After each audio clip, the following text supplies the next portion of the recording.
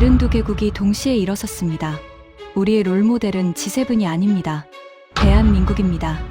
UN 총회장이 발칵 뒤집혔습니다. 미국이 400억 달러를 쏟아부은 원조를 한국이 고작 8억 달러로 뒤집어버린 겁니다. 세계은행에서 32년을 일한 수석 이코노미스트가 충격 고백을 했습니다. 50억 달러를 투입하고도 한국 3억에 졌습니다. 내가 32년간 틀렸습니다. 그 충격적인 전말을 지금 공개합니다. 시작하기 전 구독과 좋아요, 그리고 대한민국 화이팅 댓글로 한국을 응원해주세요. 저는 조너선 프라이스입니다. 올해 62살이고 세계은행에서 32년을 일했습니다. 동아시아 태평양 지역 수석 이코노미스트였습니다. 쉽게 말하면 개발도상국의 돈을 어떻게 쓸지 설계하는 사람이었죠. 워싱턴 컨센서스라고 들어보셨습니까? 시장 개방, 민영화, 긴축 재정. 지난 40년간 국제 원조의 교과서였습니다. 그 교과서를 쓴 사람들 중 한 명이 저였습니다. 그날 저는 워싱턴 세계은행 본부 18층 사무실에서 그 장면을 실시간으로 보고 있었습니다. 모니터 속 72개국 대표단이 박수를 칠 때 제 손가락은 키보드 위에서 멈춰 있었습니다. 심장이 빠르게 뛰고 있었습니다. 흥분 때문이 아니었습니다. 공포였습니다. 72개국이 G7을 거부했다는 건 단순한 외교적 제스처가 아니었습니다. 그건 우리가 60년간 쌓아올린 국제 원조 시스템 전체에 대한 불신임이었습니다. 세계은행이 설계하고 미국이 자금을 대고 유럽이 감독하는 그 거대한 체제. 저는 그 체제 안에서 32년을 살았습니다. 그 체제가 세상을 더 나은 곳으로 만들고 있다고 믿었습니다. 그런데 72개국이 말하고 있었습니다. 아니라고요. 더 충격적인 건 그 72개국이 선택한 대안이었습니다. 미국도 아니고 중국도 아니고 유럽도 아닌 한국이었습니다. 연간 원조 예산 8억 달러짜리 나라. 미국 USAID 예산 400억 달러의 50분의 1도 안 되는 나라. 원조 역사가 채 30년도 안 되는 나라였습니다. 솔직히 말하면 저는 그때까지 한국의 원조 프로그램을 진지하게 생각해 본 적이 없었습니다. 코이카라는 기관이 있다는 건 알았습니다. 가끔 국제회의에서 한국 대표단이 발표하는 걸 들은 적도 있었습니다. 하지만 그게 전부였습니다. 8억 달러로 뭘 하겠습니까? 우리 세계은행이 한 분기에 집행하는 금액이었습니다. 사무실 전화가 울렸습니다. 내선이었습니다. 18층 끝 복도. 부총재실이었습니다. 리처드 해밀턴의 사무실은 18층 코너에 있었습니다. 워싱턴 시내가 한눈에 보이는 통유리창. 벽에는 옥스퍼드 경제학 박사 학위증과 영국 여왕으로부터 받은 12훈장이 걸려 있었습니다. 책상 위에는 가족 사진 하나 없이 서류만 쌓여 있었죠. 리처드 해밀턴, 58세, 세계은행 부총재, 제 직속 상관이었습니다. 옥스퍼드에서 경제학 박사를 받고 영국 재무부를 거쳐 세계은행에 온 사람이었습니다. 25년간 세계은행에서 일하면서 단 한 번도 자신의 판단이 틀렸다고 인정한 적이 없는 사람이었습니다. 사무실에 들어서자 이미 4명이 앉아 있었습니다. 아프리카 담당 국장, 아시아 태평양 담당 차장, 대외협력실장, 그리고 법무팀장이었습니다. 법무팀장까지 불렀다는 건 상황이 심각하다는 뜻이었습니다. 리처드가 모니터를 가리켰습니다. UN 총회장 영상이 반복 재생되고 있었습니다. 다들 봤지? 목소리가 차가웠습니다. 리처드는 화가 나면 오히려 목소리가 낮아지는 사람이었습니다. 지금 그 목소리는 거의 속삭임에 가까웠습니다. 72개국이 우리를 버렸어. G7 전체를 버렸어. 그리고 한국을 선택했어. 아프리카 담당 국장이 조심스럽게 말했습니다. 부총재님, 이건 외교적 제스처일 수 있습니다. 한국이 최근 개도국에 유리한 조건으로 협정을 맺고 있어서 일시적인 쏠림 현상일 수도 있고요. 리처드가 천천히 고개를 돌렸습니다. 일시적. 자네가 일시적이라고 했나? 그가 태블릿을 집어들더니 숫자를 읽었습니다. 지난 3년간 한국과 새로운 개발 협력 협정을 맺은 나라가 47개국이야. 같은 기간 세계은행 프로그램에서 이탈하거나 축소를 요청한 나라가 23개국이고, 그리고 이번에 72개국 공동성명. 이게 일시적으로 보여? 사무실이 조용해졌습니다. 리처드가 의자에서 일어나 창 앞으로 걸어갔습니다. 워싱턴 시내가 늦은 오후 햇살에 물들어 있었습니다. 이건 단순한 외교 문제가 아니야. 이건 우리 존재에 대한 위협이야. 그가 돌아서서 저를 바라봤습니다. 조너선. 네. 자네가 32년 동안 이 조직에서 한 일이 뭐야? 갑작스러운 질문이었습니다. 개발도상국의 경제 성장 모델을 설계했습니다. 맞아. 워싱턴 컨센서스의 핵심 설계자 중 한 명이지. 자네가 만든 그 모델로 우리가 얼마를 집행했는지 알아? 정확한 수치는 지금 바로 말씀드리기 어렵지만 수천억 달러 규모일 겁니다. 3,200억 달러야. 지난 20년간 자네가 설계한 프레임워크로 집행된 총액이야. 저는 그 숫자를 처음 들었습니다. 물론 대략적으로는 알고 있었지만 이렇게 한 문장으로 듣는 건 처음이었습니다. 3,200억 달러. 한국 원조 예산 400년치였습니다. 리처드가 책상 위에 서류 한 뭉치를 들어 올렸습니다. 그리고 이게 지난 5년간 한국 코이카가 집행한 총 원조 예산이야. 얼마인 줄 알아? 정확히는 모르지만 연간 8억 달러 수준이니까 5년이면 약 40억 달러 정도 될 겁니다. 38억 달러야. 우리가 20년간 쓴 돈의 100분의 1이 좀 넘는 수준이지. 리처드가 서류를 책상 위에 내려놓았습니다. 탁 하는 소리가 조용한 사무실에 울렸습니다. 그런데 72개국이 우리 3,200억 달러를 버리고 한국의 38억 달러를 선택했어. 이게 말이 된다고 생각해? 저는 솔직히 말이 안 된다고 생각했습니다. 경제학적으로 불가능한 현상이었습니다. 투입 대비 산출로 봐도 규모의 경제로 봐도 어떤 이론으로도 설명이 안 됐습니다. 말이 안 됩니다. 맞아. 말이 안 돼. 그래서 자네가 가야 해. 제가요? 리처드가 다시 자리에 앉으며 말했습니다. 조사팀을 꾸려. 한국이 도대체 뭘 했는지, 아니 뭘 했다고 주장하는지 파악해. 그리고 허점을 찾아. 저는 잠시 멈췄습니다. 허점을요? 조너선, 38억 달러로 72개국의 마음을 사는 건 불가능해. 뭔가 있어. 데이터를 부풀렸거나 성과를 과장했거나 아니면 우리가 모르는 정치적 거래가 있거나. 리처드가 펜을 들어 저를 가리키며 말했습니다. 확실하게 해체해. 한국 모델이라는 게 실체가 없다는 걸 증명하면 돼. 그러면 72개국도 다시 돌아올 거야. 저는 고개를 끄덕였습니다. 그 시점에서 저는 리처드의 판단이 옳다고 생각했습니다. 8억 달러짜리 원조 프로그램이 세계 최대 개발 금융기관을 위협한다는 건 논리적으로 불가능했습니다. 분명 어딘가에 허점이 있을 거라고 확신했습니다. 사무실을 나오는데 리처드가 불렀습니다. 조너선. 네. 일주일 줄게. 현장 가서 보고 와. 그리고 보고서에 확실한 결론을 내려. 그가 잠시 멈추더니 낮은 목소리로 덧붙였습니다. 우리 편에 서는 결론을요. 저는 그 말의 의미를 정확히 알았습니다. 하지만 불편하지 않았습니다. 그때는요. 복도를 걸어 나오는데 뒤에서 발소리가 빠르게 따라왔습니다. 돌아보니 마크 셸던이었습니다. USAID 전략기획실장. 45세. 워싱턴 정가에서 차세대 리더로 주목받는 인물이었습니다. 하버드 케네디 스쿨을 수석으로 졸업하고 국무부를 거쳐 USAID의 온 엘리트 중의 엘리트였죠. 마크가 걸음을 맞추며 말했습니다. 조너선, 방금 해밀턴 부총재 미팅 나온 거죠? 그래요. USAID 쪽에서도 난리입니다. 72개국 성명 때문에 의회 청문회가 잡힐 수도 있어요. 그가 목소리를 낮췄습니다. 미국이 매년 400억 달러를 쏟아붓는데 개도국들이 한국을 더 좋아한다. 의회에서 이 소식 들으면 USAID 예산부터 깎을 겁니다. 우리 밥줄이 달린 문제예요. 마크의 눈빛이 날카로웠습니다. 이 사람은 원조의 효과 같은 건 관심 없었습니다. 예산과 권력에만 관심이 있었죠. 제가 도울 수 있는 게 있습니다. 뭔데요? 한국 코이카 사업 중에 실패한 프로젝트 목록을 이미 정리해뒀어요. 볼리비아 스마트팜 중단건, 방글라데시 원격의료 부진건, 캄보디아 직업훈련 예산 초과건.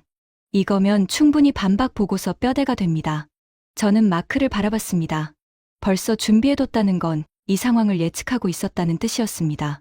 고마워요, 마크. 참고하겠습니다. 마크가 씩 웃었습니다. 한국이 8억 달러로 세계를 바꿨다고요? 웃기지도 않죠. 우리가 한 분기에 쓰는 커피값보다 적은 돈인데. 그가 웃으며 돌아갔습니다. 저는 그 웃음소리를 들으며 엘리베이터를 기다렸습니다. 복도 창문 너머로 워싱턴의 석양이 보였습니다. 그때까지만 해도 저는 확신했습니다.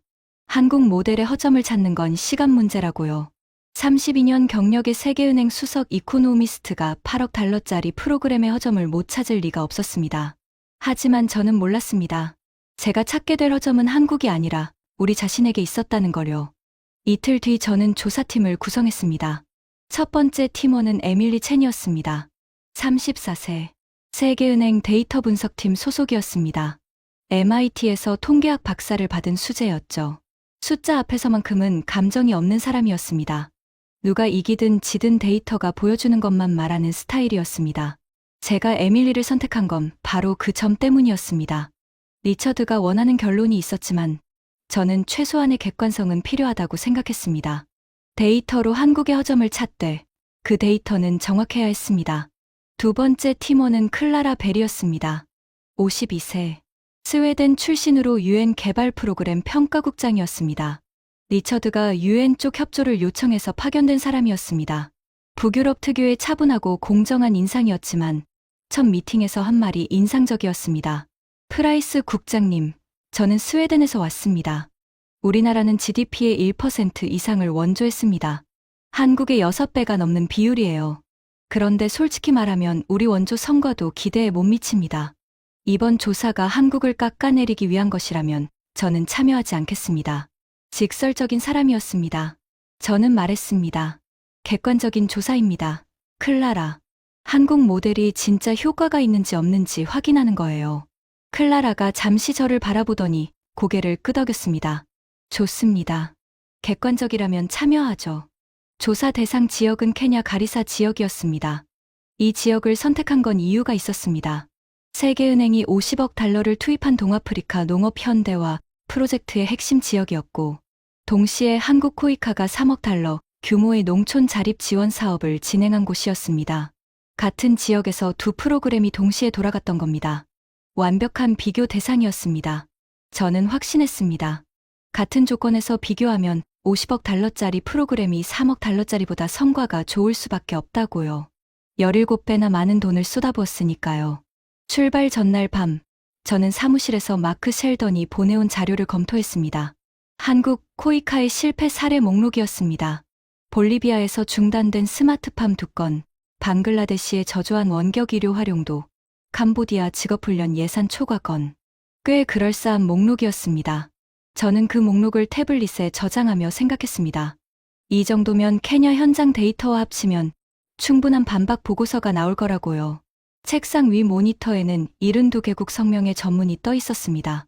저는 그 중 한 문장을 다시 읽었습니다. 한국은 우리에게 돈을 주지 않았습니다. 스스로 설 수 있는 힘을 줬습니다. 에티오피아 대표의 발언이었습니다. 저는 코웃음을 쳤습니다.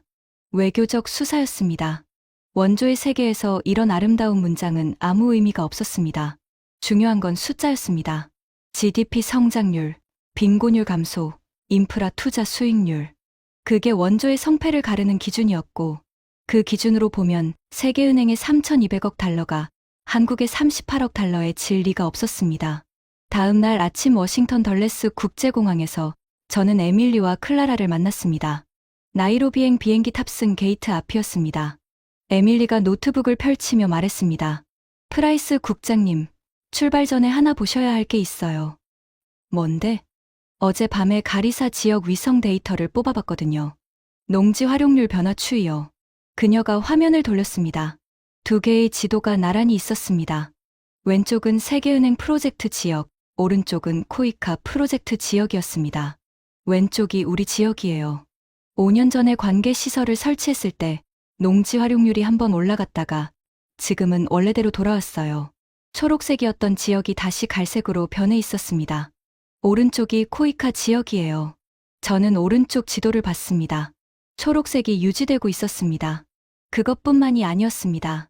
초록색 영역이 주변으로 번지고 있었습니다. 이건 뭐야? 주변으로 퍼지는 건. 에밀리가 말했습니다. 그게 좀 이상해요. 코이카 프로젝트 공식 영역 바깥으로 농지 활용이 확산되고 있어요. 위성 데이터상으로는요. 오류 아닌가? 3번 확인했어요. 오류 아닙니다. 저는 잠시 그 지도를 바라봤습니다. 하지만 위성 데이터 하나로 결론을 내릴 수는 없었습니다. 현장에 가면 답이 나올 거라고 생각했습니다. 그리고 그 답은 분명 우리 쪽에 유리할 거라고 확신했습니다. 클라라가 커피를 들고 오며 물었습니다. 프라이스 국장님, 한 가지 물어봐도 될까요? 네. 한국 모델의 허점을 찾으러 가는 거예요. 아니면 진실을 찾으러 가는 거예요? 저는 클라라를 바라봤습니다. 북유럽 사람 특유의 거리낌 없는 눈빛이었습니다. 같은 말 아닌가요? 아니요. 전혀 다른 말이에요. 저는 대답하지 않았습니다. 탑승 안내 방송이 울렸습니다. 워싱턴에서 나이로비까지 비행시간은 18시간이었습니다. 저는 자리에 앉아 태블릿을 꺼냈습니다. 마크가 보낸 한국 실패 사례 목록을 다시 열었습니다. 18시간 동안 저는 한국의 약점만 찾을 생각이었습니다. 32년 경력의 수석 이코노미스트가 8억 달러짜리 프로그램 하나를 해체하는 건 일도 아니라고 생각했습니다. 비행기가 활주로를 달리기 시작했습니다. 워싱턴의 불빛이 점점 작아졌습니다. 저는 창밖을 한번 보고 다시 태블릿으로 시선을 돌렸습니다. 그때 저는 몰랐습니다. 18시간 뒤 케냐 나이로비 공항에 내리는 순간부터 제 32년이 흔들리기 시작할 거라는 거요. 그리고 가리사의 흙길 위에서 제 인생에서 가장 부끄러운 순간과 마주하게 될 거라는 걸요. 저는 아직 아무것도 모르는 채로 태블릿 속 숫자들만 바라보고 있었습니다. 나이로비에서 가리사까지는 차로 6시간이었습니다. 포장도로가 끝나고 붉은 흙길이 시작되면서 차가 심하게 흔들렸습니다. 에밀리가 노트북을 접으며 한숨을 내쉬었습니다. 클라라는 창밖을 조용히 바라보고 있었습니다. 건조한 사바나 지대 위로 아카시아 나무들이 점점이 서 있었고 먼지가 자동차 뒤로 길게 꼬리를 끌었습니다. 가리사 지역에 도착한 건 오후 3시쯤이었습니다. 햇살이 자결했습니다. 기온이 38도였죠. 차에서 내리는 순간 뜨거운 공기가 얼굴을 때렸습니다. 먼저 세계은행 프로젝트 지역으로 갔습니다. 동아프리카 농업 현대화 프로젝트. 세계은행이 50억 달러를 투입한 대형 사업이었습니다. 제가 6년 전에 예산 승인 보고서에 서명했던 바로 그 프로젝트였죠. 현장에 들어서는 순간 저는 발걸음을 멈췄습니다. 거대한 관계 시설이 있었습니다. 독일제 펌프 시스템, 이스라엘 기술로 설계된 점적 관계 파이프, 미국에서 수입한 수질 정화 장치, 당시 최신 기술을 총동원한 시설이었습니다. 설치 비용만 1억 2천만 달러였습니다. 그런데 그 시설이 멈춰 있었습니다. 펌프는 녹슬어 있었고 파이프 곳곳에서 균열이 보였습니다. 수질 정화 장치의 필터는 교체된 흔적이 없었습니다. 최소 2년은 방치된 것 같았습니다. 저는 현지 관리인을 찾았습니다. 시설 입구에 작은 초소가 있었는데 아무도 없었습니다. 한참을 두리번거리다가 초소 뒤편 나무 그늘에서 한 남자를 발견했습니다. 50대쯤 돼 보이는 현지인이었습니다. 이름은 카마우였습니다.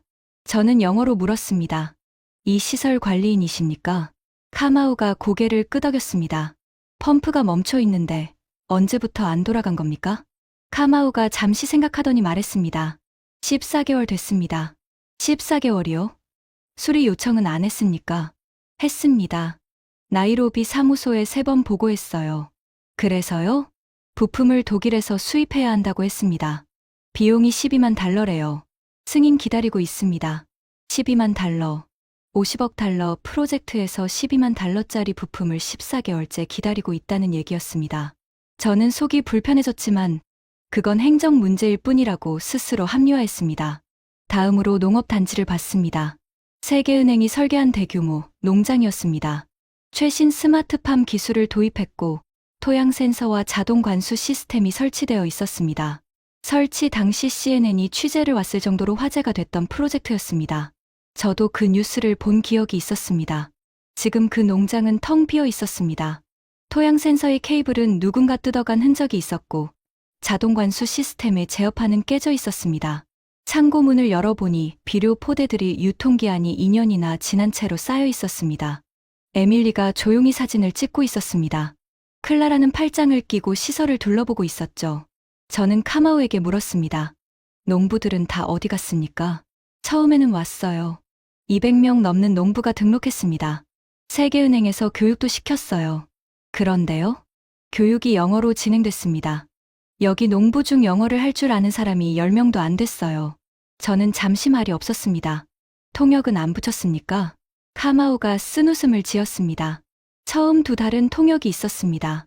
그런데 예산이 끊겼어요. 통역관 인건비가 프로젝트 부대 비용 항목에 안 들어 있었대요. 설계 단계에서 빠졌다고 했습니다. 설계 단계에서 빠졌다. 저는 그 말에 가슴이 뜨끔했습니다. 그 설계를 승인한 사람이 접니다. 6년 전 워싱턴 사무실에서 150페이지짜리 사업계획서를 읽고 서명했습니다. 그 계획서에 현지 언어 교육이나 통역 지원 항목이 있었는지 기억나지 않았습니다. 아마 없었을 겁니다. 에밀리가 다가와서 조용히 말했습니다. 프라이스 국장님, 시설 가동률 데이터 현장 확인했어요. 관계 시설 가동률 17%, 스마트팜 시스템 가동률 8%입니다. 사실상 작동하는 게 거의 없어요. 17%와 8%, 50억 달러를 쏟아부은 결과가 이것이었습니다. 저는 등 뒤로 땀이 흘러내리는 걸 느꼈습니다. 더위 때문만은 아니었습니다. 하지만 저는 아직 결론을 바꿀 생각이 없었습니다. 이건 세계은행 프로젝트의 운영 문제일 뿐이었습니다. 한국 모델이 우수하다는 증거는 아니었으니까요. 클라라가 말했습니다. 코이카 지역은 여기서 얼마나 떨어져 있어요? 저는 지도를 확인했습니다. 그리고 눈을 의심했습니다. 8km요. 8km. 차로 15분 거리였습니다. 코이카 프로젝트 지역에 들어서는 순간 저는 창문 너머로 보이는 풍경이 같은 나라인지 의심했습니다. 방금 전까지 있었던 곳은 메마른 갈색이었습니다. 그런데 여기는 초록색이었습니다. 길 양옆으로 옥수수밭이 펼쳐져 있었고 그 사이사이로 채소밭이 가지런히 정리되어 있었습니다. 물이 흐르는 소리가 들렸습니다. 작은 수로를 따라 물이 농지로 흘러가고 있었습니다. 차에서 내리자 흙냄새가 코를 찔렀습니다. 건조한 사바나의 먼지 냄새가 아니라 젖은 흙, 살아있는 흙의 냄새였습니다. 그 냄새만으로 이 땅이 활용되고 있다는 걸 알 수 있었습니다. 가장 먼저 눈에 들어온 건 사람들이었습니다. 20명 남짓한 사람들이 농지에서 일하고 있었습니다. 삽으로 수로를 정비하는 사람, 수확물을 정리하는 사람, 어린 묘목에 물을 주는 사람, 모두 현지인들이었습니다. 한국 사람은 단 한 명도 보이지 않았습니다. 에밀리가 주변을 둘러보며 말했습니다. 한국 팀 사무실이나 관리시설이 안 보이는데요? 클라라가 대답했습니다. 코이카는 보통 사업 종료 후 철수합니다. 여기는 아마 이미 철수한 지역일 거예요. 저는 일하는 사람들에게 다가갔습니다. 그 중 한 명이 저를 보더니 손을 씻고 걸어왔습니다.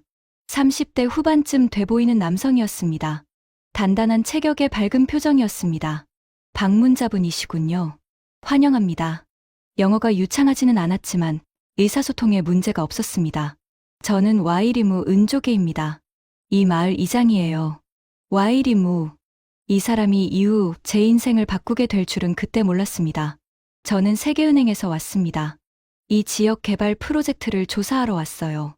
와이리무의 표정이 미세하게 변했습니다. 경계심이 아니라 뭔가를 가늠하는 표정이었습니다. 세계은행이요? 저쪽 마을에서 오셨군요. 저쪽 마을이라면요? 관계 시설이 멈춘 곳이요. 저는 그 말에 움찔했습니다. 8km 떨어진 마을의 상황을 알고 있다는 뜻이었습니다. 그 마을 상황을 아십니까? 와이리무가 고개를 끄덕였습니다.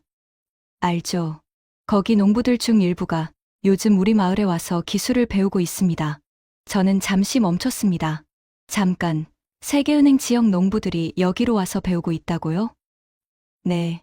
지난 6개월 사이에 30명 넘게 왔습니다. 50억 달러짜리 프로젝트를 받은 농부들이 3억 달러짜리 프로젝트 지역에 와서 기술을 배우고 있다. 저는 그 사실이 믿기지 않았습니다.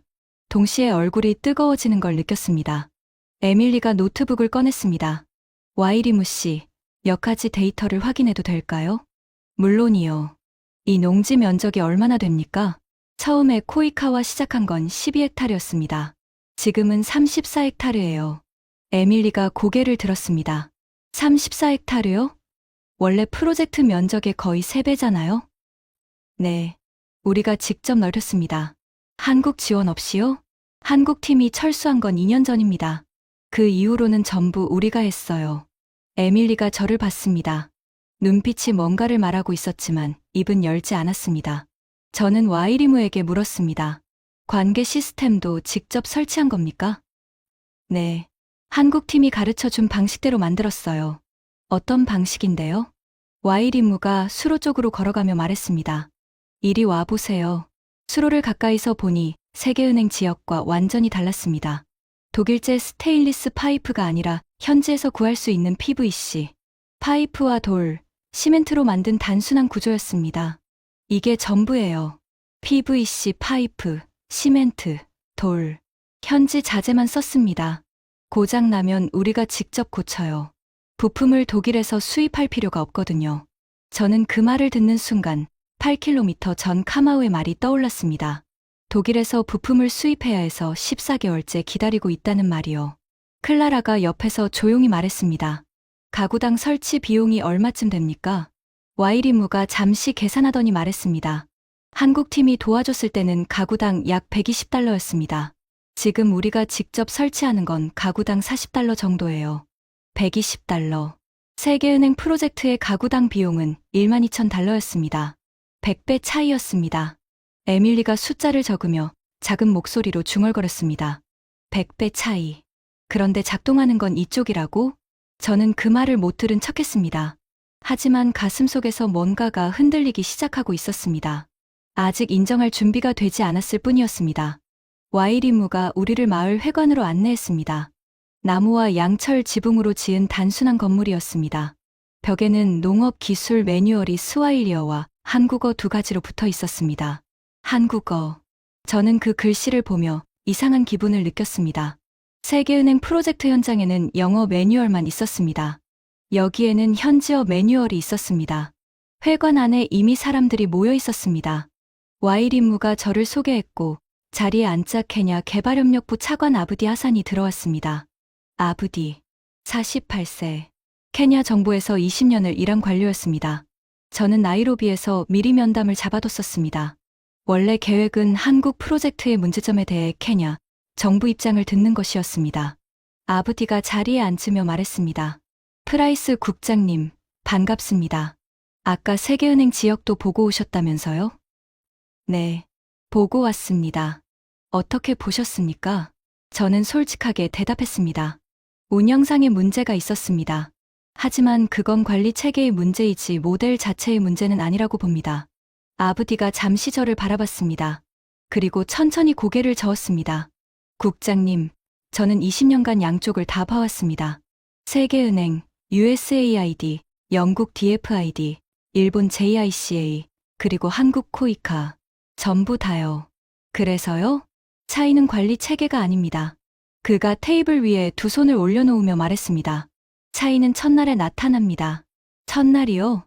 세계은행이 가리사에 처음 왔을 때 사전 조사팀이 3주 동안 머물렀습니다. 토양 분석, 수자원 조사, 기후 데이터 수집, 전부 했어요. 과학적으로 완벽한 사전 조사였습니다. 당연하죠. 그래야 제대로 된 프로그램을 설계할 수 있으니까요. 그런데 그 3주 동안 농부를 한 명도 안 만났습니다. 저는 잠시 말이 없었습니다. 한 명도요? 한 명도요. 토양은 분석했는데 그 토양에서 일하는 사람은 안 만났어요. 기후 데이터는 수집했는데 그 기후 안에서 사는 사람의 이야기는 안 들었어요. 아브디가 잠시 숨을 고르더니 말을 이었습니다. 한국 코이카가 가리사에 처음 왔을 때 첫날에 한 일이 뭔지 아십니까? 뭔데요? 농부들을 불러 모았습니다. 그리고 물었어요. 당신들의 가장 큰 문제가 뭡니까? 당신들은 어떻게 농사를 짓고 있습니까? 당신들이 원하는 게 뭡니까?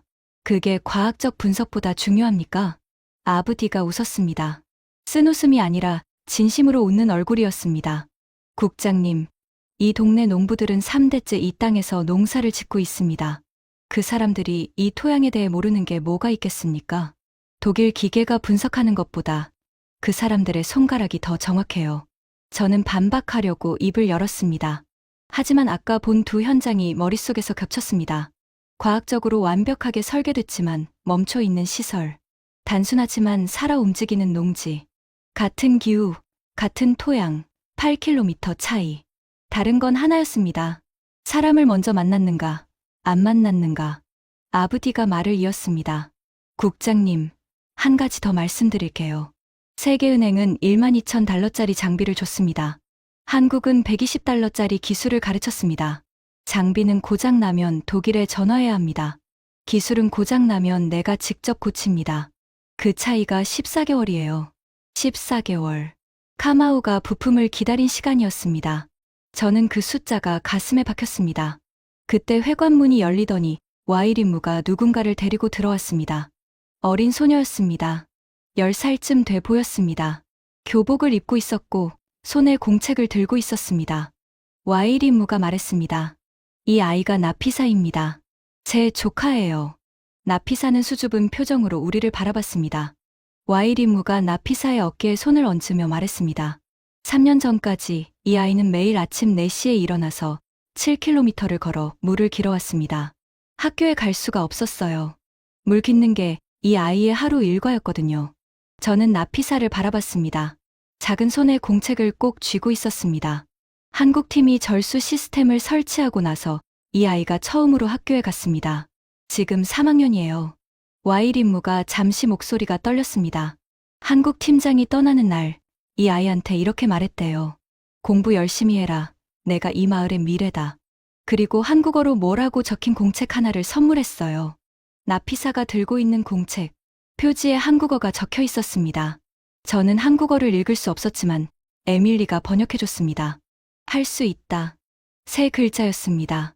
저는 그 3글자를 듣는 순간 이상하게 목 안쪽이 뻑뻑해지는 걸 느꼈습니다. 32년간 보고서를 쓰면서 단 한 번도 느껴보지 못한 감각이었습니다. 클라라가 조용히 말했습니다. 프라이스 국장님, 저 아이의 공책, 한 권이 12,000달러짜리 장비보다 이 마을을 더 많이 바꾼 것 같습니다. 저는 대답하지 못했습니다. 회관을 나오면서 휴대폰이 울렸습니다. 마크 셸던이었습니다. 조너선, 지금 어디야? 가리사 코이카 사업지에 있어. 좋아. 한 가지 알려줄 게 있어. 내가 확인해보니까 코이카가 이 지역에 실제로 집행한 예산이 3억 달러가 아니라 2억 4천만 달러야. 나머지 6천만 달러는 한국 기업 해외 진출 지원금으로 빠졌어. 이거 완벽한 공격 포인트야. 원조라고 해놓고 실제로는 한국 기업 밀어주기였다고 쓸 수 있어. 마크의 목소리는 흥분되어 있었습니다. 마크, 그거 출처가 어디야? USAID 정보 분석팀에서 뽑은 건데 한국기획재정부 예산 문서에서 추출한 거야. 한국 정부 공식 문서? 아니, 비공식 루트로 입수한 거야. 근데 숫자는 맞을 거야. 저는 전화를 끊고 잠시 생각했습니다. 비공식 루트. 검증되지 않은 데이터. 하지만 일주일 전에 저였다면 그 데이터를 그대로 보고서에 넣었을 겁니다. 리처드가 원하는 결론에 딱 맞는 정보였으니까요. 그런데 지금은 달랐습니다. 방금 전 본 것들이 머릿속에서 사라지지 않았습니다. 녹슨 펌프와 초록색 농지, 14개월째 기다리는 부품과 40달러짜리 자체 관계 시스템, 영어만 쓰는 교육과 스와힐리어 매뉴얼, 12,000달러짜리 장비와 할 수 있다라고 적힌 공책. 저는 마크에게 문자를 보냈습니다. 그 데이터, 공식 확인 전까지는 사용하지 마. 답이 바로 왔습니다. 왜? 완벽한 카드인데. 저는 답장하지 않았습니다. 그날 밤 나이로비 호텔로 돌아온 저는 에밀리에게 데이터 분석을 요청했습니다. 감정이 아니라 숫자로 판단해야 했습니다. 숫자는 거짓말을 하지 않으니까요. 에밀리가 이틀 동안 분석한 결과를 가져온 건 다음날 저녁이었습니다. 호텔 비즈니스 센터 회의실. 에밀리가 노트북을 펼쳤습니다. 클라라도 함께였습니다. 프라이스 국장님, 결과 나왔습니다. 에밀리의 표정이 심각했습니다. 좋은 소식이 아니라는 걸 직감했습니다. 가리사 지역 세계은행 프로젝트와 코이카 프로젝트를 동일 조건으로 비교했습니다. 기간은 사업 시작 후 5년 기준이에요. 화면에 표가 떴습니다. 먼저 투입 예산입니다. 세계은행 50억 달러, 코이카 2억 4천만 달러. 비율로 따지면 약 21배 차이입니다. 21배나 투입하고도 결과가 어떻게 됩니까? 에밀리가 다음 화면을 넘겼습니다. 농지 활용률입니다. 세계은행 지역은 사업 1년 차에 68%까지 올라갔다가 현재 22%로 떨어졌습니다. 코이카 지역은 1년 차 45%에서 시작해서 현재 87%입니다. 저는 그 숫자를 2번 읽었습니다. 코이카 지역이 시작은 느렸지만 계속 올라간 거네요. 맞습니다. 그리고 이게 핵심이에요. 에밀리가 다음 그래프를 띄웠습니다. 사업 종료 후 자립률입니다. 세계은행 지역은 외부 지원이 끊긴 후 12%만 자립적으로 운영되고 있습니다. 시설 가동률은 17%, 농부들의 기술 활용률은 9%입니다. 코이카는요? 코이카 팀이 철수한 지 2년이 지났는데 자립률이 78%입니다. 시설 가동률은 91%, 기술 활용률은 84%입니다. 그리고 주목할 점이 하나 더 있어요. 에밀리가 지도를 띄웠습니다. 워싱턴에서 출발 전에 보여줬던 그 위성 사진이었습니다. 초록색이 번지는 현상 기억하시죠? 확인됐습니다. 코이카 프로젝트 지역의 농부들이 이웃 마을 4곳에 자체적으로 관계 기술을 전파했습니다. 한국 예산 1원 안 들이고요. 현재 확산 면적이 원래 프로젝트 면적의 2.8배입니다. 2.8배. 돈을 들이지 않았는데 프로젝트가 스스로 커지고 있다. 경제학에서 이런 현상은 이론적으로 존재합니다. 승수 효과라고 하죠. 하지만 국제 원조에서 실제로 이 정도의 승수 효과가 나타난 사례는 제가 32년간 본 적이 없었습니다. 클라라가 물었습니다. 세계은행 지역에서는 확산이 있었나요? 에밀리가 고개를 저었습니다. 없습니다. 오히려 반대입니다. 원래 프로젝트 면적에서 활용 중인 면적이 줄었어요. 세계은행이 설치한 시설의 67%가 사업 종료 6개월 내에 가동을 중단했습니다. 67%. 3분의 2가 반년도 안 돼서 멈췄다는 얘기였습니다. 저는 의자 등받이에 몸을 기대며 천장을 바라봤습니다. 에밀리가 조용히 말했습니다. 국장님, 이건 제 분석이 아니라 세계은행 자체 감사 데이터에서 나온 숫자예요. 우리 조직이 우리 프로젝트를 평가한 결과입니다. 제가 조작한 게 아닙니다. 알아. 그리고 하나 더 있어요. 에밀리가 마지막 화면을 띄웠습니다. 마크 셀던이 보내온 한국 코이카 실패 사례 목록 있잖아요. 볼리비아, 방글라데시, 캄보디아 건. 검증해봤어요. 볼리비아 스마트팜 중단 건은 사실이에요. 하지만 중단 사유가 코이카의 실패가 아니라 볼리비아 내부 정치 변동 때문이었어요. 정권이 바뀌면서 외국 원조 프로젝트 전체가 동결된 거예요. 같은 시기 세계은행 프로젝트 3건도 동결됐습니다. 그건 몰랐네. 방글라데시 원격 의료 건은 인터넷 인프라 문제였어요. 코이카가 시스템을 설치했는데 방글라데시 정부의 인터넷 확충 계획이 예산 부족으로 지연된 거예요. 이것도 코이카 단독 실패로 보기 어렵습니다. 에밀리가 저를 바라봤습니다. 캄보디아 예산 초과건은 사실인데 초과 금액이 전체 예산의 7%예요. 세계은행 프로젝트 평균 예산 초과율이 23%인 것과 비교하면 오히려 효율적인 편이에요. 저는 한참 동안 말이 없었습니다. 마크가 보낸 데이터는 사실이긴 하지만 맥락이 빠져 있었다는 거네. 정확히 그렇습니다. 숫자만 따로 떼어놓으면 한국이 실패한 것처럼 보이지만 맥락을 붙이면 완전히 다른 이야기가 됩니다. 저는 그때 처음으로 마크 셀던이 처음부터 왜곡된 정보를 준비했다는 걸 깨달았습니다. 한국의 실패를 찾은 게 아니라 실패처럼 보이게 만든 것이었습니다. 클라라가 말했습니다. 프라이스 국장님, 이 데이터를 리처드 부총재에게 그대로 보고하실 건가요? 저는 클라라를 바라봤습니다. 그녀의 눈빛은 이미 답을 알고 있다는 듯했습니다. 이 데이터가 사실이라면 사실대로 보고해야죠. 클라라가 처음으로 미소를 지었습니다. 그때 에밀리의 노트북에 이메일 알림이 떴습니다. 이건 뭐지? 에밀리가 이메일을 열었습니다. BBC 아프리카 특파원팀에서 연락이 왔어요. 가리사 지역에서 다큐멘터리를 촬영 중인데 우리 조사팀과 미팅을 요청했대요. BBC? 네. 제목이 이래요. 원조의 역설 누가 진짜 아프리카를 바꾸고 있는가. 같은 지역에서 서구 원조와 한국 원조를 비교하는 다큐래요. 이미 6개월째 촬영 중이라고 합니다. 같은 결론에 이르고 있는 사람들이 우리 말고도 있었습니다. 저는 그 사실이 두렵기도 하고 안도가 되기도 했습니다. 그리고 그때 또 하나의 이메일이 도착했습니다. 일본 JICA 아프리카국 이사 다나카 유키에게서 온 메일이었습니다. 클라라가 UN 루트를 통해 미리 면담을 잡아뒀던 겁니다. 다나카의 메일은 짧았습니다. 클라라 국장님 요청건 확인했습니다. 솔직하게 말씀드리겠습니다. 우리 JICA도 지난 2년간 한국 코이카 모델을 연구하고 있습니다. 일본이 원조 선배국이라는 자존심은 있습니다만 현장 데이터는 자존심을 허락하지 않더군요. 나이로비에서 만나 뵙겠습니다. 일본이 한국을 벤치마킹하고 있다. 원조 역사가 한국보다 40년 이상 긴 일본이요. 저는 그 메일을 2번 읽었습니다. 클라라가 말했습니다. 일본도 인정하고 있네요. 에밀리가 덧붙였습니다. 그런데 다나카 이사가 이런 말도 했어요. 한국 모델의 핵심이 뭔지 아직 정확히 파악하지 못하고 있다고요. 시스템을 복제하는 건 쉽지만 그 안에 있는 뭔가를 복제하는 건 어렵다고요. 뭔가라니? 다나카 이사 표현으로는 이렇대요. 한국 팀에게는 우리한테 없는 게 하나 있다. 그게 뭔지 아직 일본어로 번역이 안 된다. 저는 그 말을 곱씹었습니다.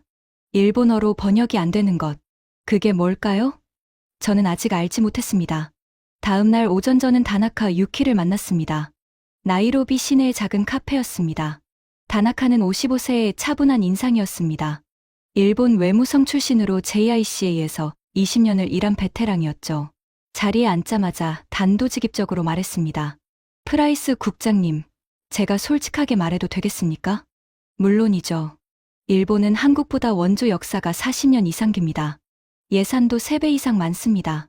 그런데 지금 아프리카에서 일본보다 한국의 평판이 좋습니다. 우리 내부에서 이걸 인정하기까지 5년이 걸렸어요. 5년이요? 처음에는 저도 믿지 않았습니다. 통계 오류라고 생각했어요. 한국은 예산도 작고 인력도 적은데 어떻게 우리보다 성과가 좋을 수 있습니까? 다나카가 커피를 한 모금 마시며 말을 이었습니다. 그래서 직접 현장을 돌아봤습니다. 탄자니아, 에티오피아, 모잠비크, JICA 사업지와 코이카 사업지를 비교했어요. 결론이 뭐였습니까? 다나카가 잠시 멈추더니 말했습니다. 시스템의 차이가 아니었습니다. 그러면 뭡니까? 태도의 차이였습니다. 태도요. 모잠비크에서 이런 걸 봤습니다. 일본 전문가 팀이 관계 시설을 설치하러 갔어요. 우리 팀은 설계도를 가져갔습니다. 도쿄에서 만든 완벽한 설계도였어요. 현장에 도착해서 설계도대로 설치하고 교육하고 돌아왔습니다. 교과서적으로 완벽했습니다. 그런데요? 같은 시기에 옆 마을에 한국 팀이 왔어요. 그 팀은 설계도를 안 가지고 왔습니다. 설계도 없이요? 네. 빈 노트만 들고 왔습니다. 그리고 첫 줄을 통째로 농부들과 보냈어요. 뭘 했는지 아십니까? 뭘 했습니까? 농부들이 원래 어떻게 물을 끌어오는지 봤습니다. 그 사람들이 3대째 써오던 방식을요. 그리고 그 방식을 기반으로 개선안을 같이 만들었어요. 농부들의 방식에 한국 기술을 입힌 거죠. 다나카가 고개를 저었습니다. 일본 팀이 설치한 시설은 2년 후에 고장 났습니다. 부품이 일본산이라 현지에서 구할 수 없었어요. 한국 팀이 만든 시스템은 5년이 지난 지금도 돌아갑니다. 현지 자재로 만들었으니까 고장나면 농부들이 직접 고쳐요. 그가 저를 바라봤습니다. 국장님, 우리 일본은 완벽한 시스템을 줬습니다. 한국은 불완전하지만 자기 것을 만들 수 있는 능력을 줬습니다. 결과적으로 불완전한 쪽이 이겼어요. 저는 그 말을 들으며 카페 창밖을 바라봤습니다. 나이로비 시내가 활기차게 움직이고 있었습니다.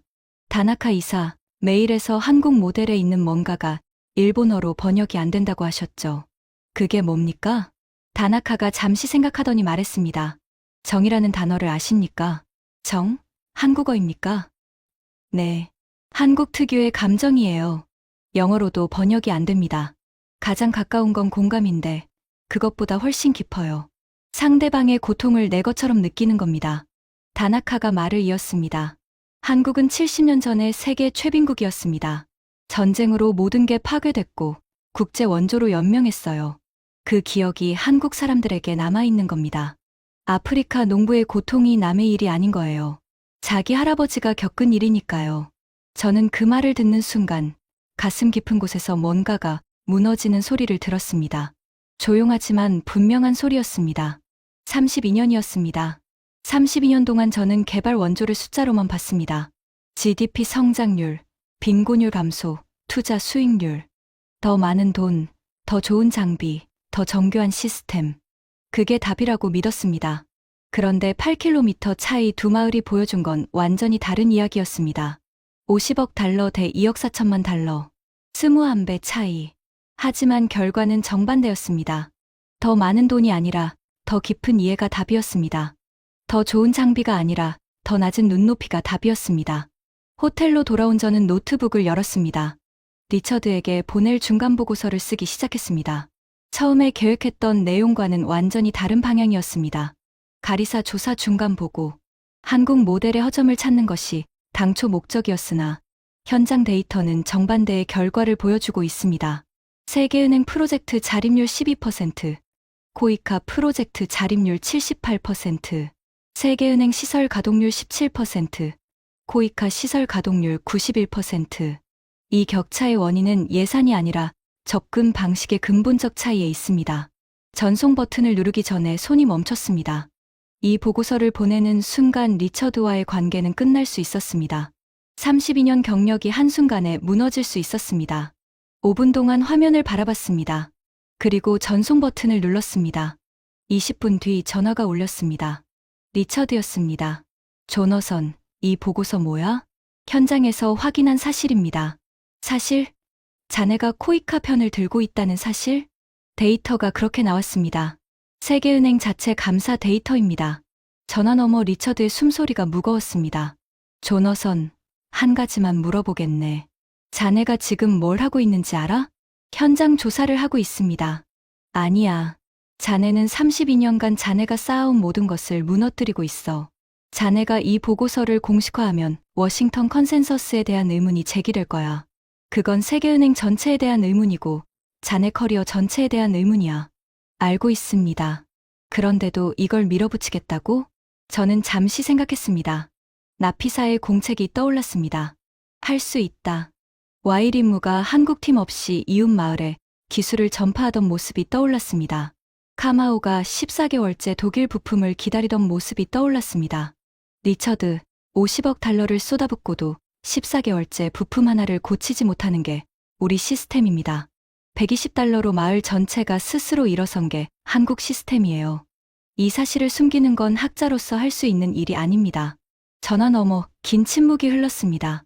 조너선, 리처드의 목소리가 더 낮아졌습니다.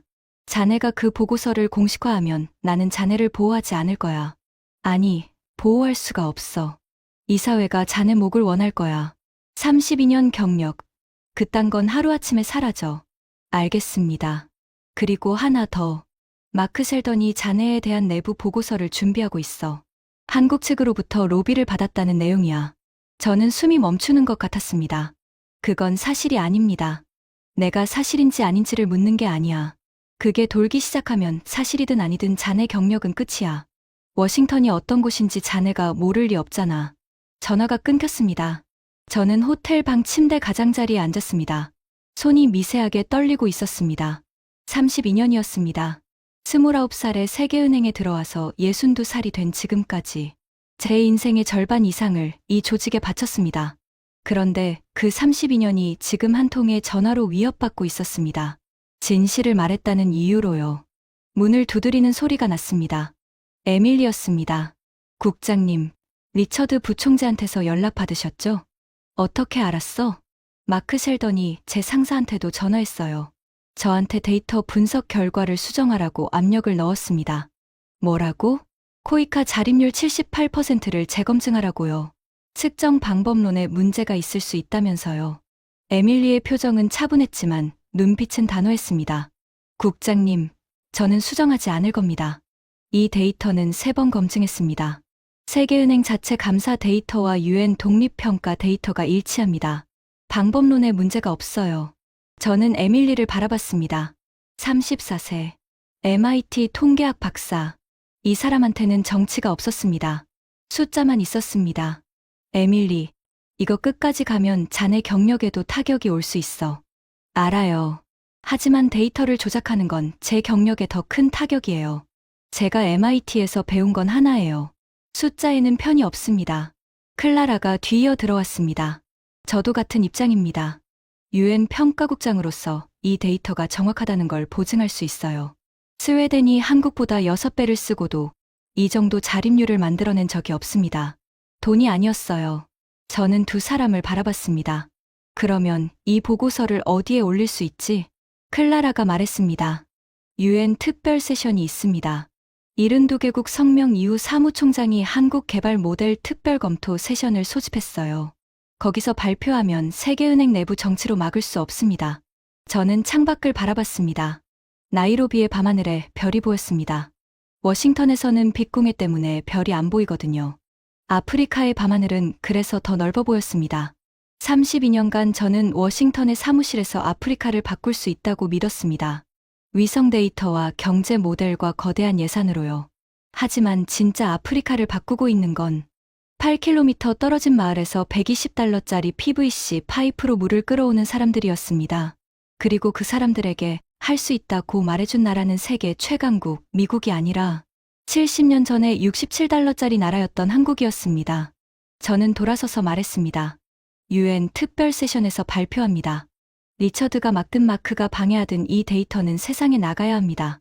에밀리와 클라라가 고개를 끄덕였습니다. 그날 밤 저는 보고서를 처음부터 다시 쓰기 시작했습니다. 제목을 입력했습니다.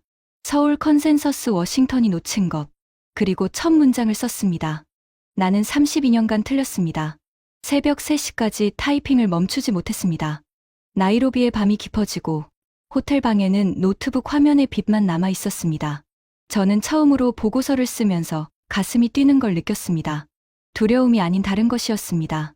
32년 만에 처음으로 진실을 쓰고 있다는 확신이었습니다. 나이로비에서 뉴욕으로 돌아오는 비행기 안에서 저는 보고서 최종본을 다듬었습니다. 에밀리가 검증한 데이터, 클라라가 보증한 UN 독립평가, 다나카가 증언한 일본의 입장. 모든 조각이 하나의 그림을 가리키고 있었습니다. 워싱턴 컨센서스는 실패했습니다. 적어도 아프리카에서는요. 뉴욕 JFK 공항에 내린 건 화요일 오전이었습니다. UN 특별 세션은 금요일이었습니다. 사흘 남았습니다. 공항에서 택시를 타는 순간 전화가 울렸습니다. 세계은행 인사과장이었습니다. 프라이스 국장님, 내일 오전 10시에 인사위원회 소집이 잡혔습니다. 인사위원회요? 무슨 건입니까? 구체적인 내용은 내일 통보드립니다. 전화가 끊겼습니다. 저는 택시 뒷좌석에서 눈을 감았습니다. 리처드가 움직이기 시작한 겁니다. 다음 날 오전 10시, 세계은행 본부 14층 인사위원회실. 긴 테이블 맞은편에 4명이 앉아 있었습니다. 인사과장, 법무팀장, 윤리감사관, 그리고 리처드 해밀턴이었습니다. 리처드가 직접 참석했다는 건 이게 단순한 절차가 아니라는 뜻이었습니다. 인사과장이 말했습니다. 프라이스 국장님, 내부 제보가 접수됐습니다. 가리사 현장 조사 과정에서 특정 국가 원조 기관과 부적절한 접촉이 있었다는 내용입니다. 마크 셸던이었습니다. 예상대로였죠. 구체적으로 어떤 접촉입니까? 윤리감사관이 서류를 넘기며 말했습니다. 한국 코이카 현지 사업지를 방문하면서 코이카 측으로부터 편의를 제공받았다는 제보입니다. 차량 지원, 통역 지원, 숙소 제공 등이요. 저는 속으로 실소했습니다. 코이카 사업지에는 한국인이 한 명도 없었습니다. 이미 2년 전에 철수한 곳이었습니다. 차량은 제가 렌트했고 숙소는 나이로비 호텔이었습니다. 말이 안 되는 제보였습니다. 사실이 아닙니다. 코이카 현지 사무소는 이미 철수했고 저희 조사팀은 코이카 측과 어떤 접촉도 하지 않았습니다. 차량과 숙소는 세계은행 경비로 처리했습니다. 영수증 전부 있습니다. 인사과장이 리처드를 봤습니다. 리처드는 표정 변화 없이 말했습니다. 조너선, 그건 확인하면 되는 사안이야. 내가 우려하는 건 다른 거야. 리처드가 테이블 위에 서류 한 장을 내밀었습니다. 자네가 나이로비에서 보낸 중간 보고서. 여기서 자네는 세계은행 프로젝트의 자립률이 12%라고 썼어.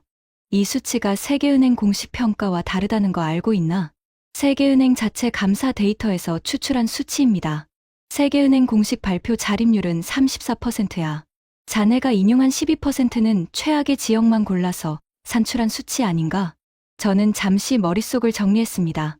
리처드는 전체 평균과 가리사 지역 수치를 의도적으로 섞고 있었습니다. 부총재님, 12%는 가리사 지역의 수치입니다. 34%는 전 세계 세계은행 프로젝트의 평균이고요. 제 보고서는 가리사 지역에서 세계은행과 코이카를 동일 조건으로 비교한 것이기 때문에 가리사 지역 수치를 쓴 겁니다. 같은 지역에서 비교해야 의미가 있으니까요. 리처드의 눈이 미세하게 좁아졌습니다. 논리적으로 반박할 수 없다는 걸 아는 표정이었습니다. 윤리감사관이 말했습니다. 프라이스 국장님, 일단 제보건은 사실 확인 후 결과를 통보드리겠습니다.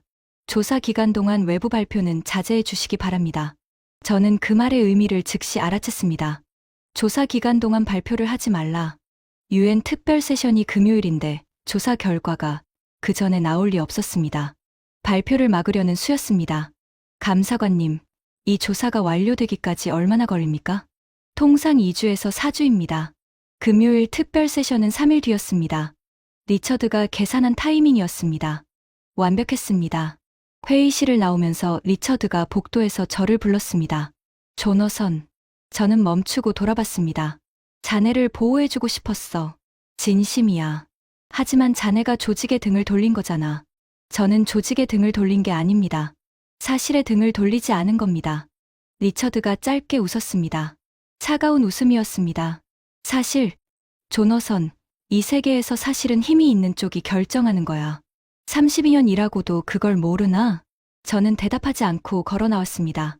복도 끝에서 에밀리가 기다리고 있었습니다. 국장님, 다 들었어요. 어떻게? 문이 안 닫혀 있었어요. 에밀리가 태블릿을 들어 보였습니다. 그리고 이거 보세요. 방금 도착한 이메일이에요. 이메일 발신자는 로버트 앤더슨이었습니다.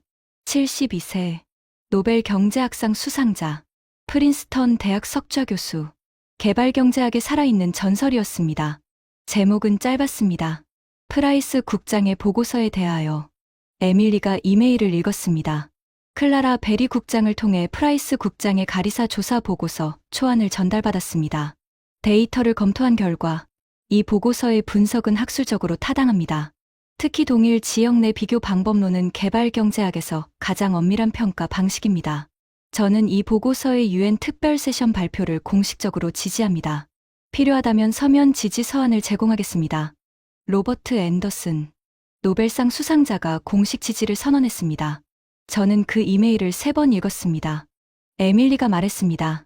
국장님, 리처드 부총재가 윤리조사로 발표를 막으려 해도 노벨상 수상자가 지지하는 보고서를 세계은행이 억지로 묻을 수는 없어요. 학술계가 가만 안 있을 겁니다. 클라라에게서도 연락이 왔습니다. UN 사무총장실에서 확인했어요. 특별 세션 발표자 명단에 프라이스 국장님이 이미 올라가 있고 세계은행 내부 인사조사는 UN 발표를 제한할 법적 근거가 없다고 합니다. 세계은행 직원이지만 UN 초청 발표자이기 때문이에요. 리처드의 방어벽이 무너지고 있었습니다. 저는 그날 밤 호텔방에서 발표 원고를 완성했습니다. 마지막 문장을 쓰고 나서 시계를 봤습니다. 새벽 1시 47분이었습니다. 금요일까지 이틀이 남았습니다. 금요일 오전 9시, 뉴욕 UN 본부 총회장. 저는 평소보다 1시간 일찍 도착했습니다. 텅 빈 총회장 안으로 들어갔습니다. 수백 개의 의자가 반원형으로 배치되어 있었고 발표대가 앞쪽에 서 있었습니다.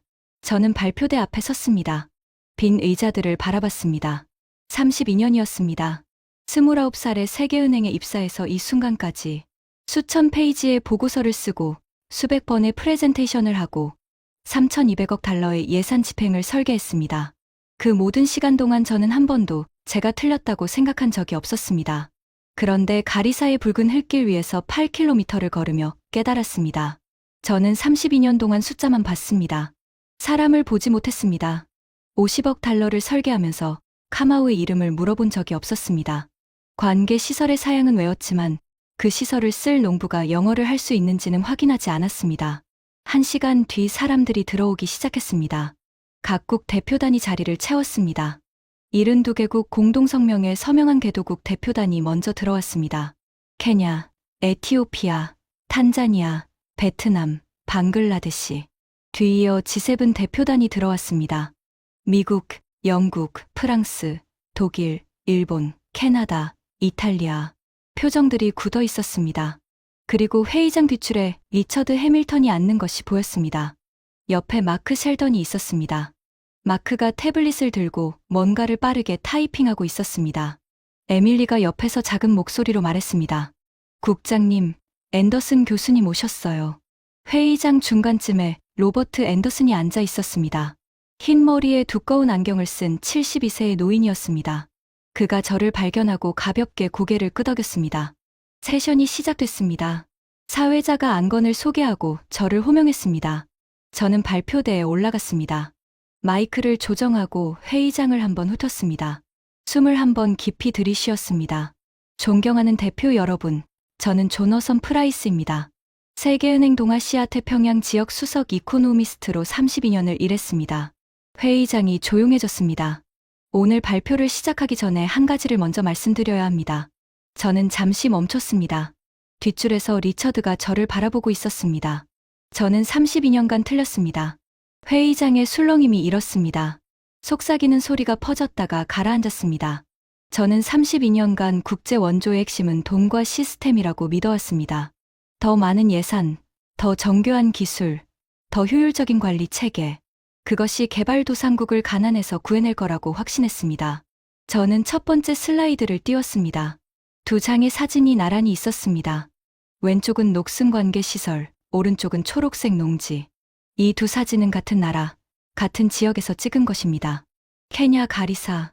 두 곳의 거리는 8km입니다. 차로 15분이에요. 저는 왼쪽 사진을 가리켰습니다. 이쪽은 세계은행이 50억 달러를 투입한 동아프리카 농업현대화 프로젝트입니다.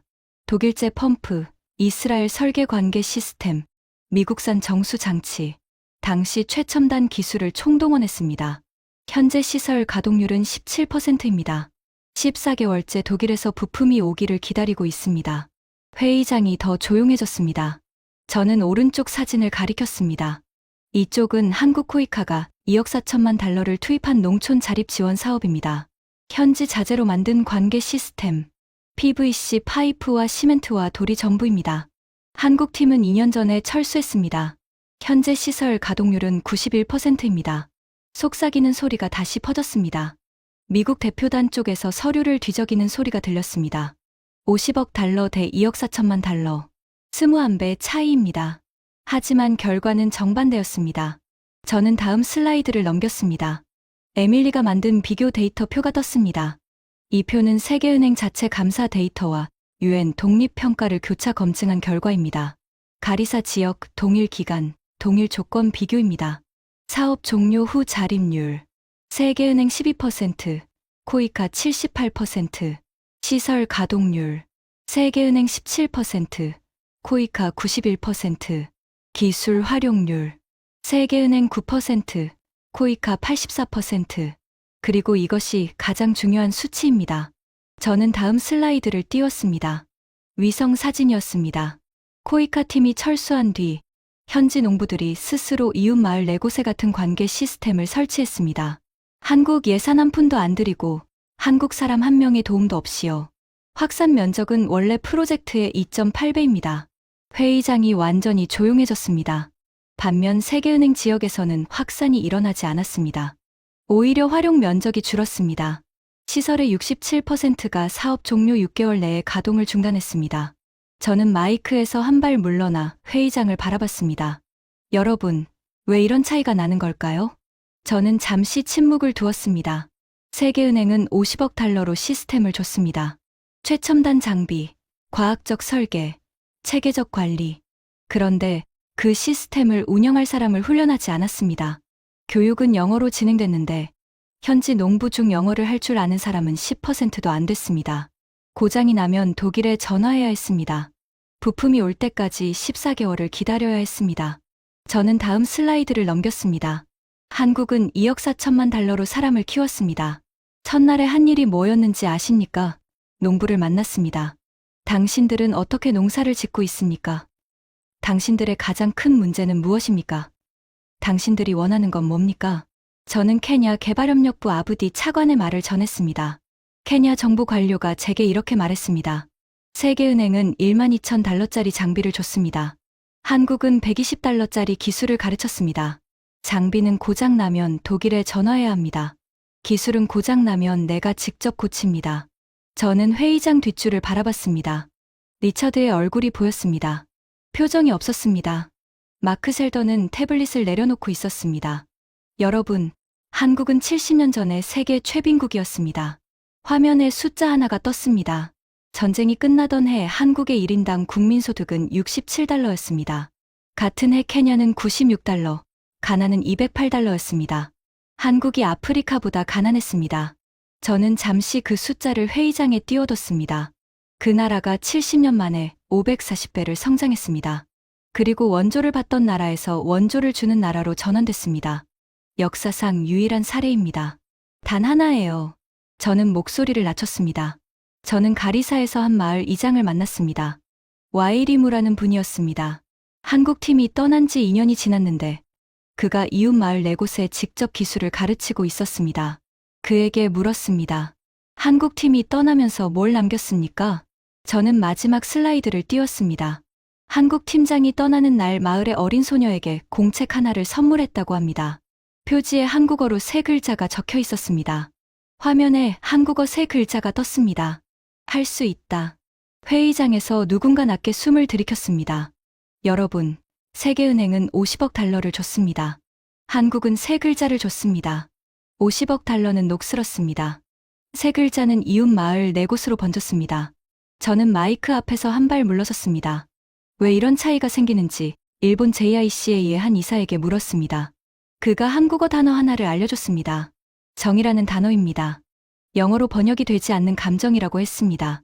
상대방의 고통을 자기 것처럼 느끼는 마음이라고요. 한국은 67달러를 기억하는 나라입니다. 굶어본 기억, 원조를 받아본 기억이 있는 나라입니다. 아프리카 농부의 고통이 남의 일이 아닌 나라입니다. 그 기억이 세계에서 가장 효과적인 원조 모델을 만들었습니다. 저는 마지막으로 회의장을 천천히 훑었습니다. 저희 조사팀은 다음을 제안합니다. 국제개발협력의 패러다임을 전환해야 합니다. 워싱턴 컨센서스가 40년간 답이었습니다. 하지만 데이터는 새로운 답을 가리키고 있습니다. 저는 발표대를 두 손으로 잡으며 말했습니다. 그 답의 이름을 저는 서울 컨센서스라고 부르겠습니다. 회의장이 순간 멈춘 것 같았습니다. 서울 컨센서스의 원칙은 단순합니다. 시스템보다 사람을 먼저 봅니다. 장비보다 기술을 전수합니다. 의존 대신 자립을 만듭니다. 그리고 가장 중요한 것, 돕는 사람이 도움받는 사람의 고통을 기억합니다. 저는 숨을 한 번 내쉬었습니다. 32년간 저는 워싱턴에서 세상을 바꿀 수 있다고 믿었습니다. 틀렸습니다. 세상은 가리사의 흙길 위에서 바뀌고 있었습니다. 120달러짜리 PVC 파이프 하나와 할 수 있다는 세 글자로요. 감사합니다. 2초간의 침묵이 있었습니다. 그리고 박수가 터져 나왔습니다.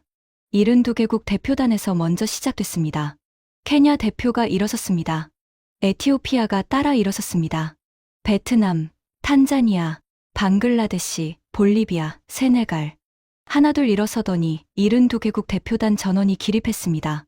그리고 놀라운 일이 일어났습니다. G7 대표단 쪽에서도 누군가 일어섰습니다. 독일 대표였습니다. 이어서 프랑스 대표가 일어섰습니다. 캐나다, 이탈리아가 뒤따랐습니다. 일본 대표가 천천히 일어서며 고개를 끄덕였습니다. 영국 대표가 잠시 머뭇거리다가 일어섰습니다. 미국 대표단은 마지막이었습니다. 하지만 결국 일어섰습니다. 총회장 전체가 기립한 것은 제가 유엔에서 발표를 본 수십 번의 경험 중에 처음이었습니다. 저는 발표대에 서서 그 박수 소리를 들었습니다. 32년간 수많은 발표를 했습니다. 많은 박수를 받았습니다. 하지만 이 박수는 달랐습니다. 훌륭한 분석에 대한 박수가 아니었습니다. 틀렸다고 인정한 사람에게 보내는 박수였습니다. 회의장 뒷줄을 봤습니다. 리처드 해밀턴이 자리에 앉아 있었습니다. 일어서지 않았습니다. 하지만 박수를 막지도 않았습니다. 그의 옆자리는 비어 있었습니다. 마크 셀더는 이미 회의장을 나간 뒤였습니다. 발표가 끝나고 자리를 정리하는데 여러 사람들이 다가왔습니다. 케냐 대표가 악수를 청하며 말했습니다. 프라이스 국장님, 와이리무한테 전해드릴 말이 있습니까? 저는 잠시 생각했습니다. 잘하고 있다고 전해주세요. 에티오피아 대표가 말했습니다. 서울 컨센서스를 에티오피아 국가 개발 전략에 공식 반영하겠습니다. 베트남 대표가 다가왔습니다. 한국 코이카와의 협력을 확대하고 싶습니다. 프라이스 국장님이 다리를 놓아주실 수 있습니까? 저는 한 사람 한 사람에게 답하며 입구 쪽을 바라봤습니다. 로버트 앤더슨 교수가 지팡이를 짚고 천천히 걸어오고 있었습니다. 72세의 노벨상 수상자가 회의장을 가로질러 저에게 다가왔습니다. 프라이스 국장, 앤더슨 교수님. 그가 제 손을 잡았습니다. 주름진 손이었지만 악력이 단단했습니다. 나는 40년간 개발경제학을 연구했소. 수백 편의 논문을 썼고 수십 개국의 경제 정책에 자문했소.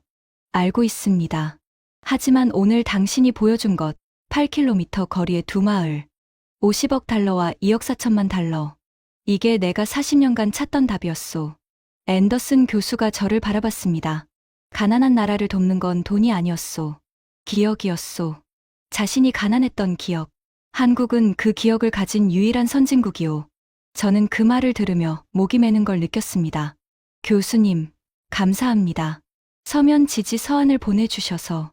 앤더슨이 손을 내저었습니다. 서한이 아니라 논문을 쓰겠소. 서울 컨센서스를 학술적으로 정립하는 논문을요. 프라이스 국장, 공동저자로 참여하시겠소? 노벨상 수상자가 공동저자를 제안했습니다. 32년 경력에서 가장 큰 학술적 영예였습니다. 하지만 그 순간 제 마음을 채운 건 영예가 아니었습니다. 나피사의 공책이 떠올랐습니다. 할 수 있다. 영광입니다, 교수님.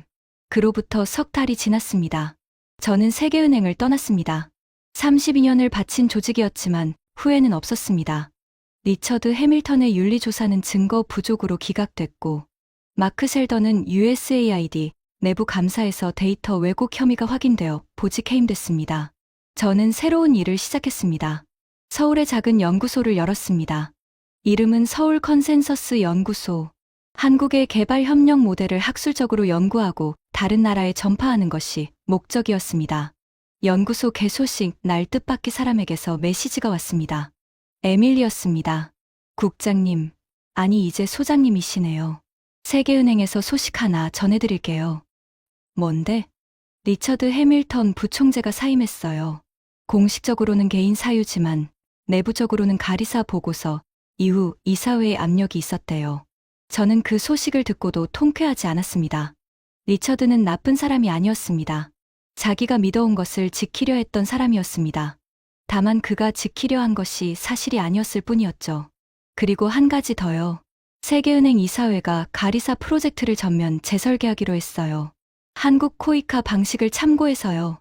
50억 달러짜리 프로젝트가 2억 4천만 달러짜리 프로젝트를 모델로 재설계된다. 불과 석 달 전만 해도 상상할 수 없던 일이었습니다. 얼마 뒤 케냐에서 소식이 왔습니다. 와이리무가 보낸 영상 메시지였습니다. 영상 속에서 와이리무가 환하게 웃고 있었습니다. 그 뒤로 농지가 펼쳐져 있었습니다. 처음 12헥타르에서 시작한 농지가 이제 52헥타르가 되어 있었습니다. 이웃 마을 7곳으로 기술이 확산됐다고 했습니다. 영상 마지막에 나피사가 나왔습니다. 교복을 입고 공책을 들고 있는 아이. 카메라를 보며 영어로 말했습니다. 저는 나피사입니다. 4학년이에요. 나중에 농업 전문가가 되고 싶어요. 우리 마을 같은 곳을 더 많이 만들고 싶습니다. 저는 그 영상을 서울 연구소의 작은 사무실에서 봤습니다. 창밖으로 서울의 야경이 펼쳐져 있었습니다.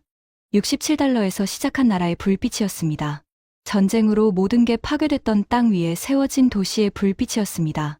이 나라 사람들은 굶어본 기억이 있었습니다. 누군가의 도움으로 일어선 기억이 있었습니다. 그 기억이 지금 가리사의 흙길 위에서 나피사의 공책 위에서 살아 움직이고 있었습니다. 저는 컴퓨터를 열고 앤더슨 교수와 함께 쓰고 있는 논문의 마지막 문장을 입력했습니다. 국제개발협력의 가장 강력한 동력은 자본이 아니다. 기억이다. 자신이 가난했던 기억, 누군가의 도움으로 일어섰던 기억, 그 고통을 잊지 않겠다는 한 나라의 약속이다. 한국은 그 약속을 지키고 있는 유일한 나라이며 그것이 72개국이 내린 선택의 이유다. 저장 버튼을 누르고 의자에 기대앉았습니다. 32년간 저는 세상을 바꾸려면 돈이 필요하다고 믿었습니다.